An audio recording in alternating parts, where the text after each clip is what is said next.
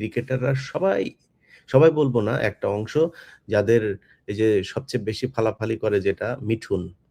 এটার টেস্টের গড় হচ্ছে ১৮ আর টি-20 র গড় হচ্ছে গিয়ে ১০।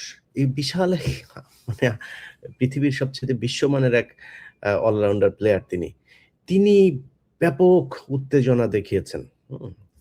উত্তেজনা দেখায় কাপড়-চোপড় বিছনা-টিছনা নষ্ট করে ফেলার অবস্থা। উনার উত্তেজনা দেইখা আর সারাদিন উনি খালি এইটা চায়, ওইটা চায়, এটা করা যাবে না। এরে বেটা ভারতে যদি বাংলাদেশ খেলতে যায়, তোরে নিবে খেলতে। তুই কি প্লেয়ারের একাদশে আছিস? তোর এত মাথা ব্যাথা কেন? আল্টিমেটাম দিয়েছে। বাবারে! কালকে দুপুরের মধ্যে উনারে করে ফেলতে নাহলে মিঠুন খেলবে না। মিঠুন যদি না খেলে, তাহলে আপনি বুঝতেছেন বাংলাদেশ ক্রিকেট বাঁচবে? এটা হলো বাংলাদেশের এই সাকিব আল হাসানের মতো বাংলাদেশের নয়নের মধ্যমণি হইলো গিয়া মিঠুন। মিঠুন সারা জীবন মনে করেন উনার কি রেকর্ড আছে। একা ১০ উইকেট নেওয়ার রেকর্ড আছে। একা ৩০০০ রান করার এক ম্যাচে এক ওয়ানডে ম্যাচে ৩০০০ রান করার রেকর্ড আছে। রেকর্ডের অভাব নাই, রেকর্ডের সরাসরি।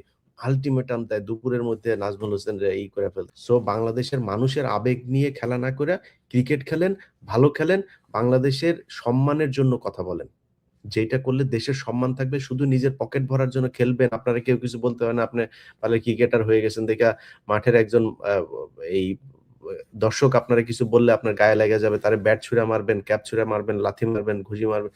এটা করা যাবে না। এখান থেকে বের হয়ে আসতে পারবেন। এই দেশের মানুষের টাকায় আপনি চলেন।